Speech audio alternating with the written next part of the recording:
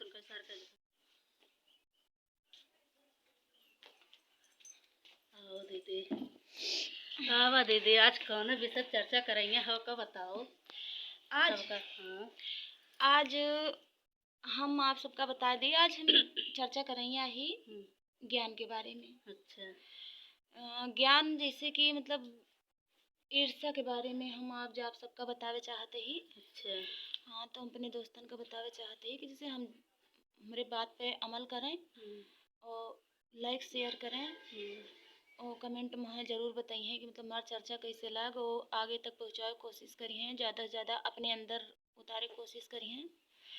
तो हम आप सबका बतावे चाहते ही कि ईर्ष्या जो होती है ये किस प्रकार से मनुष्य के पतन का कारण होती है। अच्छा दीदी, एक बताओ तो हम हाँ, तो हम यही आज बताना चाहते हैं। तो हम कैसे आपको दीदी पतन के कारण हो जाते है इससे। तो यही हम आज आप सबको बताना चाहते हैं कि जैसे आजकल हम हमारे आसपास भाई भाई में पड़ोसी भाई पड़ोसी पट्टीदार हैं। में हाँ, पड़ोसी पड़ोसी में आजकल ज़्यादातर यही देखने को मिलता है कि लोगों में ईर्ष्या जो होती है ये कूट कूट कर भरी हुई है कि कोई आगे बढ़ रहा है तो हम ऐसा क्या करें कि वो पीछे हो जाए। तो हम आप सबको बता दें कि मतलब से ईर्ष्या जो होती है, तो ईर्ष्या की बड़ी बेटी का नाम चिंता है। ईर्ष्या की बड़ी बेटी का नाम चिंता है। चिंता से मनुष्य में अज्ञान पैदा हो जाता है। अच्छा अज्ञानता से मनुष्य के अंदर स्मरण शक्ति नष्ट हो जाती है। जैसे चिंता मर जाती है। हाँ, और जब स्मरण शक्ति नष्ट हो जाती है तो मतलब मनुष्य के बुद्धि का नाश हो जाता है। तो मनबुद्ध हो जाती है। हाँ, तो जो जैसे कहा जाता है ना कि बिना पढ़े नर पशु कहावे, जीवन का सुख कभी न पावे। तो जब मनुष्य के बुद्धि का नाश हो जाता है तो इस प्रकार मनुष्य का सर्वनाश हो जाता है। तो कहा जाता है जैसे स्वार्थ जो होता है, स्वार्थ में ही ईर्ष्या उत्पन्न होती है। मनुष्य के अंदर स्वार्थ आ जाता है तो ईर्ष्या उत्पन्न होती है। ईर्ष्या से चिंता उत्पन्न हो जाती है। चिंता से किस प्रकार मनुष्य के पतन का कारण हो जाती है हमने आपको बताया। तो स्वार्थ में अच्छाइयाँ ऐसे खो जाती हैं जैसे समुद्र में नदियाँ।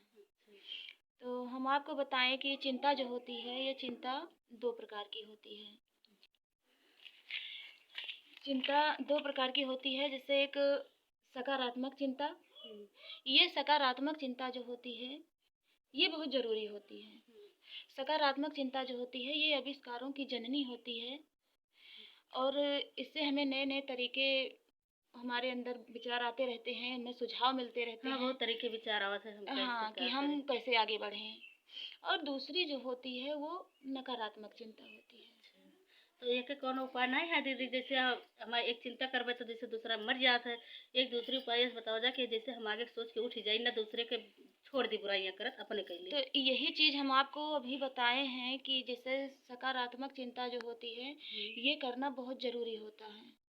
सकारात्मक चिंता आविष्कारों की जननी होती है। हमारे अंदर एक प्रभाव आता है कि हम आगे बढ़ने के लिए हमें साहस मिलता है। तो ये चिंताएं ज़रूरी होती हैं। और ये जो नकारात्मक चिंता होती है ये केवल ईर्ष्या की जननी होती है, चिंता की जननी होती है।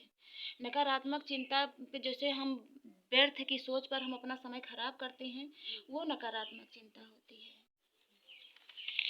तो इसलिए हम सभी भाई बहनों से अपने दोस्तों से ये निवेदन करना चाहते हैं कि ईर्ष्या क्रोध चिंता से मुक्त रहें, क्योंकि मुस्कान जो होती है वो चेहरे की शान होती है और अकड़ मुर्दे की पहचान होती है। हाँ दीदी, आज बहुत अच्छी बात बताओ, लेकिन हम यह कहा चाहत हन कि हमारे प्रिय जौन भाई बहन हैं हम सबका अपने विषय की चर्चा बताओ थे जो हमारी दीदी बताए हैं जगह अच्छा लाग हुई या अमल करें जो है कमेंट शेयर का कहा थे लाइक जरूर करें।